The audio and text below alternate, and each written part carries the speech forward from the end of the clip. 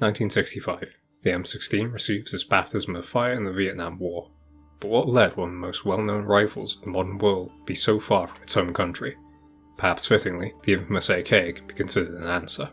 During the early years of the war, the Soviet AK-47 clashed with the American M14, an assault rifle versus a battle rifle in one of the Cold War's proxy conflicts.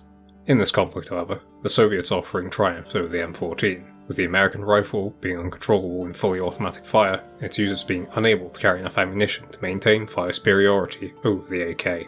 Down, but not out, the US would counter by issuing a request for a 5.56mm rifle able to meet a series of requirements. 1. Weigh less than 2.7 kilograms, 6 pounds, when loaded with a 20-round magazine. 2. Penetrate a standard US helmet at a distance of 460 meters, or 500 yards. 3. Travel faster than the speed of sound while retaining at least the wounding ability of a 30 caliber cartridge. The rifle's bullet, that is, not the weapon itself. ArmaLite would answer the call to action with their AR-15 rifle. After an uphill battle against traditionalism and rig tests, the AR-15 got its day in 1963, when the US Secretary of Defense ordered production of the M14 to halt in favour of the AR-15. By 1969, the AR-15 had become the M16A1 and replaced the M14 as the United States service rifle. Insurgency Sandstorm features two variants of the M16, the M16A4 for security forces, and the older M16A2 for insurgents. Both weapons are almost statistically identical, only differing in rate of fire. Regardless as to which variant is available, the weapon can be found in the hands of riflemen, demolitionists, observers, team commanders, and security marksmen. Firing 5.56 by 45mm ammunition in a chattering semi-automatic burst of 3 rounds, both rifles have excellent penetration, recoil, and velocity values.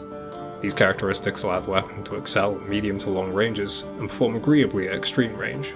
However, lacking the boon of a fully automatic firing mode, the weapon is at a disadvantage when forced into close range engagements. That being said, the A4 variant edges ahead in close quarters with a rate of fire of 316 rounds per minute compared to the A2's 296.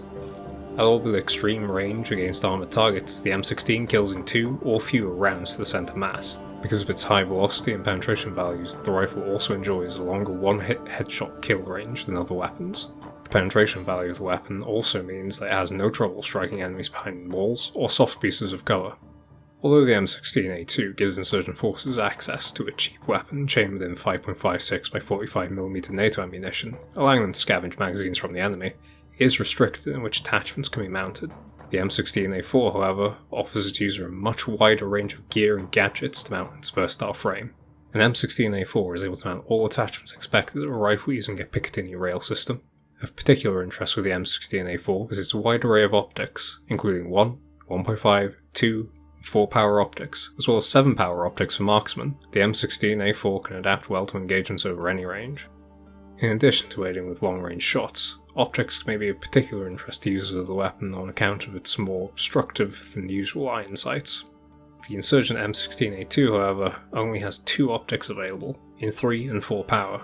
As such, the weapon is less versatile than its more modern counterpart, though it does benefit from access to one of the rare 3 power optics in the game.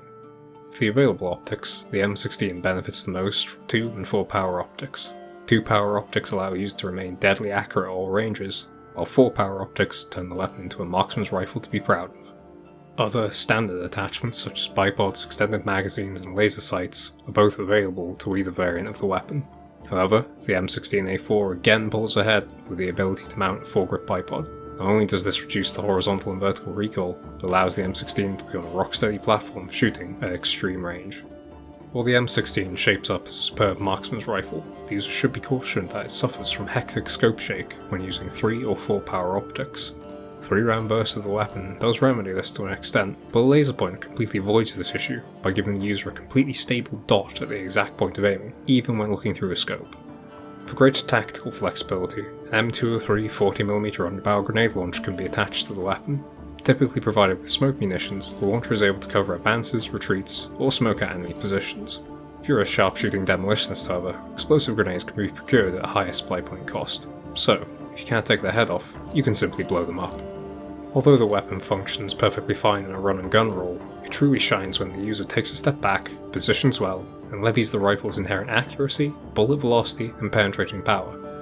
It may be cheap and cheerful, but an M16 in burst fire mode and held steady with a bipod, will happily give more purpose-built marksman's rifles a run for their money. Plus, should the shooter's position come under close attack, the M16 can easily fight back with aggressive and controllable bursts, where other rifles will be limited to semi-automatic, single-shot, or uncontrollable automatic responses. Overall, the M16 is a superb weapon, able to fill almost any role. Although its iron sights may be obstructive to some, that is easily remedied by attaching an optic, and such a choice only boosts the weapon's capabilities. That being said, however, the A2 is limited to a more marksman's role when equipped with an optic. Regardless, if built well, an M16 can stand head and shoulders over all other 2- and 3-point rifles in most situations.